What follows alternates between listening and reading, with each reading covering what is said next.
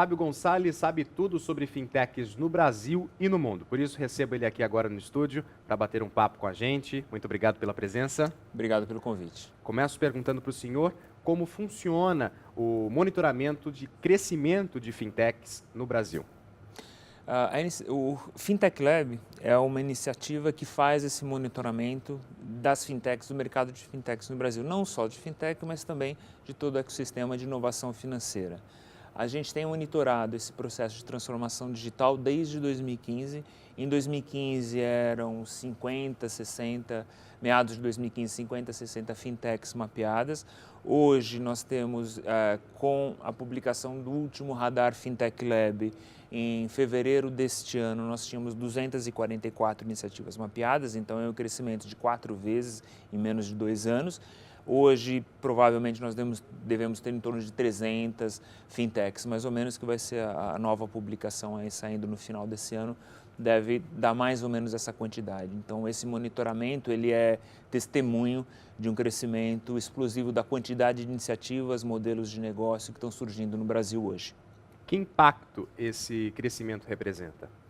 Esse crescimento, ele impacta de várias formas. Primeiro, ele impacta todos os atores do setor financeiro no país. Então, você pode pensar que esse movimento ele trouxe um sentido de urgência para os grandes bancos.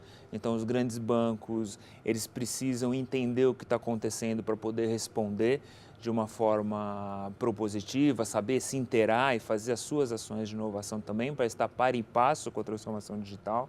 Você tem investidores estrangeiros e nacionais dispostos a investir em fintechs aqui no Brasil, então é outro impacto importante, quer dizer, abre-se uma possibilidade para os investidores para investir em fintechs e no setor financeiro que tem empreendedores mais maduros, e aí surgem soluções tecnológicas interessantes para dar apoio a todo esse ecossistema, além das fintechs em si, enfim.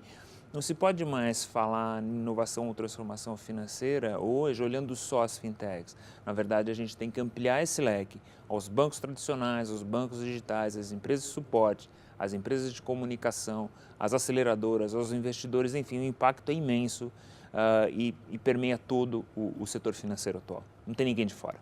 Então, isso altera muito o comportamento da sociedade. Isso altera bastante o comportamento da sociedade. Na verdade, se a gente pensar que esse movimento ele vem um pouco em consequência da já utilização da sociedade, aí a gente pode pensar a sociedade, pessoa física, pessoa jurídica, dos consumidores de serviços financeiros que estão mais imersos nessa cultura digital. Então, você tem um consumidor hoje que já tem canais digitais, já usa canais digitais, Uber, Netflix, WhatsApp, seja o que for, então ele já conhece essas ferramentas, né, e já exige uma prontidão, uma resposta mais imediata, um canal mais adequado das instituições financeiras também.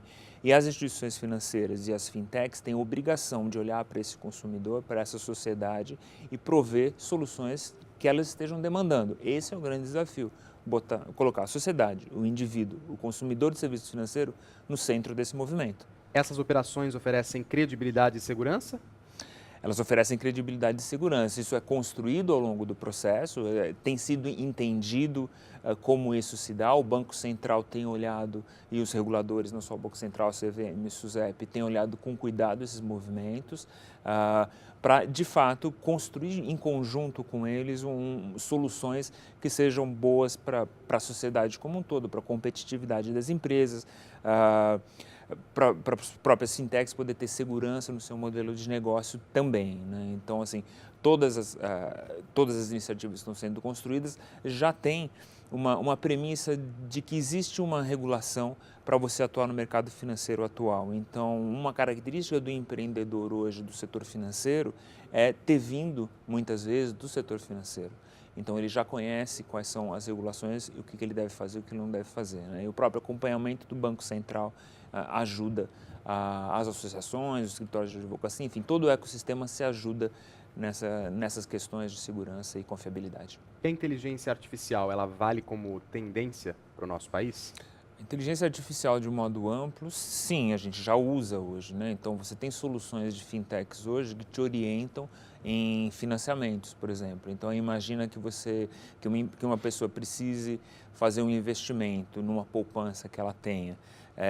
E ela tem uma quantidade de dinheiro, mas ela tem um momento de vida dela específico e ela tem um objetivo também de trocar de casa, então ela tem uma série de objetivos e uma série de características pessoais de possibilidade de geração de receita ou nível de endividamento, então perfil de risco. Então, usando todas essas informações via inteligência artificial, é possível você fazer ofertas mais inteligentes para essa pessoa. Esse é um exemplo.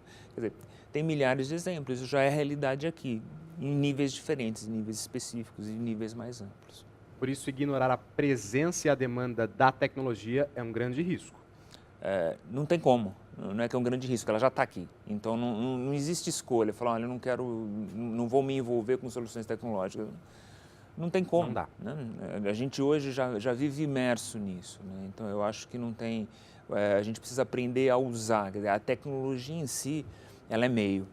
Ela não é fim, ela é meio para você fazer coisas mais legais, modelos de negócio mais interessantes, que dão mais poder de uso ou poder de decisão para o seu cliente ou geram uma eficiência operacional para o lado da empresa mais interessante. Então, a tecnologia tem que ser vista como um meio e ela está presente, ela é um meio assim, acessível e super interessante para todo mundo inovar. Então, é uma ferramenta. Então, de que forma o senhor vê o trabalho da Abrap aliando a tecnologia para promover a previdência complementar para todos?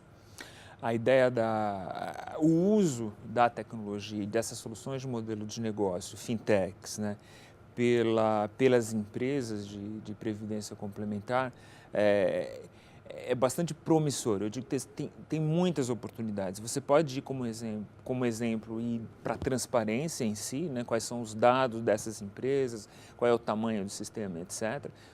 Você pode tornar uma solução de previdência não só bacana no final, mas você pode usar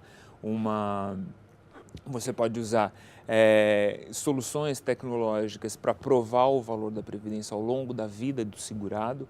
Enfim, tem oportunidades de serviços auxiliares ao trabalho das empresas de previdência em si, que são imensos. Então, tem um mar enorme de possibilidades para atender bem o cliente. Acho que o segredo aqui é a centralidade do cliente, o que ele precisa de fato, o que ele valoriza, conhecer isso profundamente e a partir daí tem no mínimo 300 fintechs dispostas a fazer negócio com as empresas de previdência privada. Tá certo, muito obrigado pela participação. De nada. Conversei com Fábio Gonçalves aqui no 38º Congresso Previdência Complementar para Todos. Obrigado.